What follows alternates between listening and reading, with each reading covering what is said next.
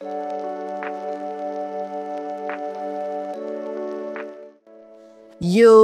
what's up guys? Kembali lagi di channel The Nabila Way. Galileo Galilei, nama yang sering muncul di buku-buku sejarah. Tapi di balik prestasinya yang luar biasa, ada sisi lain yang jarang dibahas.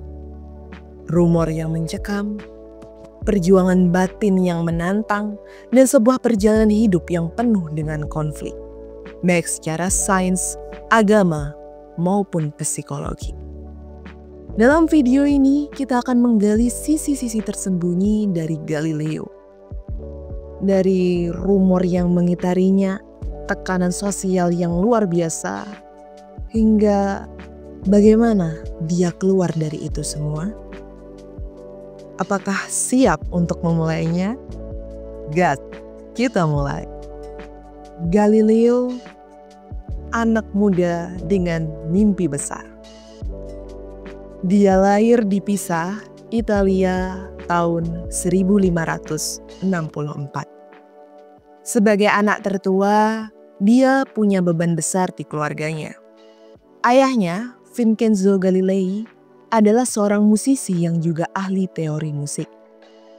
Vincenzo punya satu harapan. Galileo harus jadi dokter. Tapi ada masalah ya. Galileo ini gak suka belajar kedokteran karena memang dari kecil dia lebih tertarik di dunia matematika dan astronomi.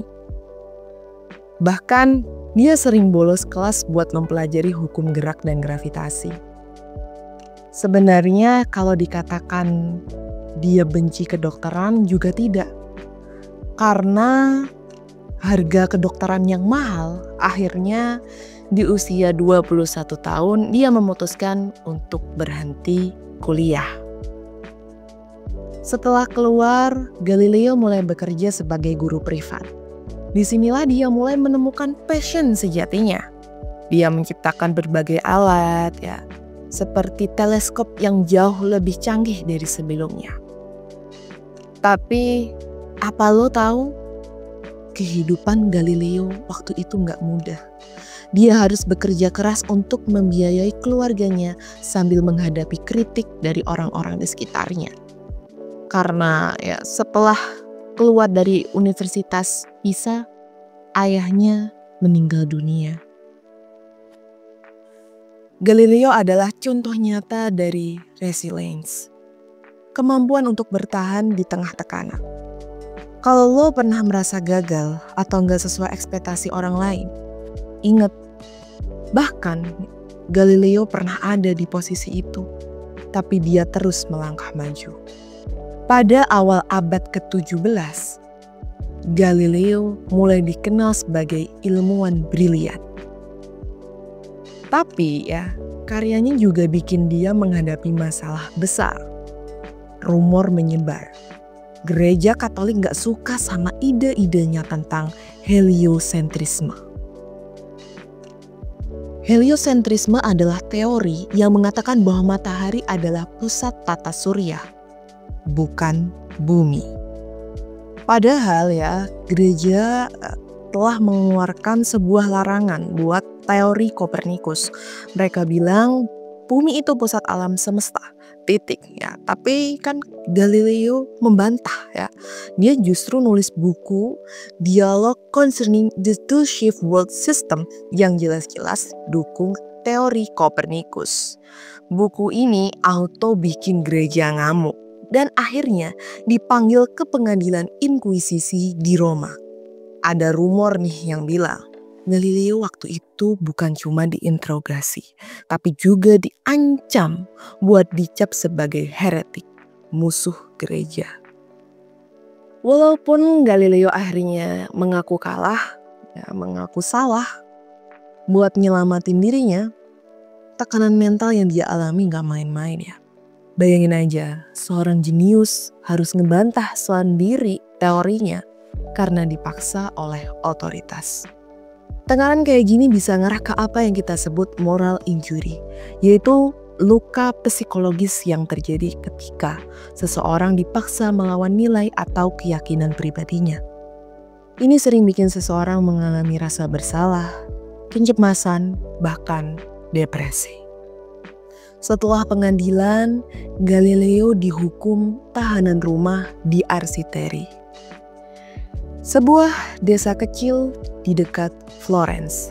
Dia nggak boleh keluar rumah, nggak boleh nulis tentang astronomi, dan harus melapor ke gereja setiap kali dia menerima tamu. Tapi di tengah isolasi itu, Galileo nggak berhenti berkarya.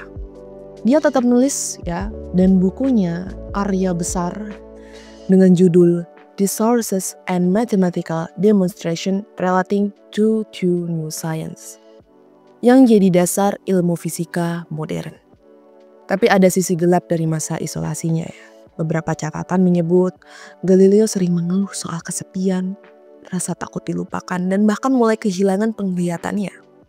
Rumor bilang dia sering ngalamin mimpi buruk tentang pengadilan dan para hakim yang mengancam nyawanya.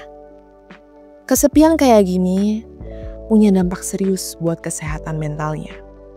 Penelitian modern nunjukin kalau isolasi sosial bisa meningkatkan resiko depresi, stres kronis, dan bahkan halusinasi.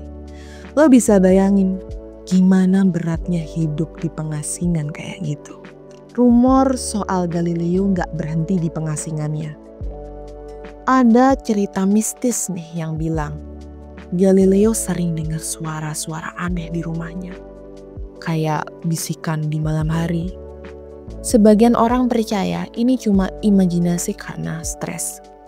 Tapi ada juga yang bilang ini hukuman Tuhan atas keberaniannya menantang gereja. Halusinasi auditori sering muncul pada orang yang ngalamin stres berat. Ini juga nunjukin betapa rapuhnya mental kita ketika dihadapkan pada tekanan terus-menerus. So, apa yang bisa kita pelajari? Galileo mengajarkan kita dua hal besar. Pertama, keberanian untuk berpikir berbeda. Dia tahu kalau pandangannya bakal menantang sistem besar, sistem yang udah paten pada saat itu. Tapi dia tetap maju. Dalam hidup, kadang kita juga menghadapi momen di mana keyakinan kita diuji. Apakah kita berani tetap bertahan meski tahu risikonya besar? Kedua, pentingnya konsistensi. Galileo nggak pernah berhenti mencari jawaban, meskipun dunia seolah-olah memunggungi dia. Kadang hidup kita juga terasa seperti itu. Kita udah kerja keras, kita udah berangkat pagi pulang sore, kita udah rajin nih. Tapi hasilnya gak kelihatan. Di saat-saat kayak gitu, belajar dari Galileo. Teruskan perjalanan lo, karena kebenaran butuh waktu buat muncul ke permukaan. Dari sisi psikologi, perjuangan Galileo ini bisa disebut grit. Ya, yaitu kombinasi dan passion dan ketekunan. Studi dari Angela Duckworth menunjukkan kalau grit lebih penting dari bakat untuk mencapai kesuksesan. Jadi, kalau lo ngerasa stuck atau gagal, ingat, langkah kecil yang lo ambil setiap hari, itu tetap berarti. Dan satu hal lagi nih, Galileo mungkin hidup ya sudah ratusan tahun lalu. Tapi perjuangannya buat menghadapi tekanan dan rasa takut itu sama relevannya sama kita sekarang.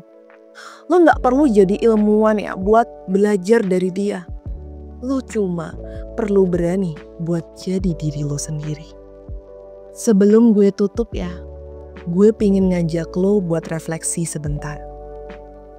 Apa ada sesuatu dalam hidup lo yang bikin lo ragu untuk maju? Mungkin karena takut gagal, takut dihakimi, atau bahkan takut gak cukup baik? Kalau ada, coba tanyain diri lo sendiri. Kalau ilmuwan jenius Seperti Galileo aja bisa terus bertahan di tengah tekanan yang gila. Kenapa gue gak bisa? Kebenarannya, apapun bentuknya, punya cara buat bertahan. Dan lo juga. Jadi jangan pernah berhenti buat ngikutin mimpi lo. Meski dunia bilang, itu gak mungkin. Orang-orang yang bikin perubahan besar selalu mulai dari langkah kecil. Kalau lo suka cerita kayak gini, jangan lupa buat like, share, dan subscribe ke channel The Nabila Way. Karena ingat, jalani hidup lo dengan cara lo. Gue Nabila, and bye.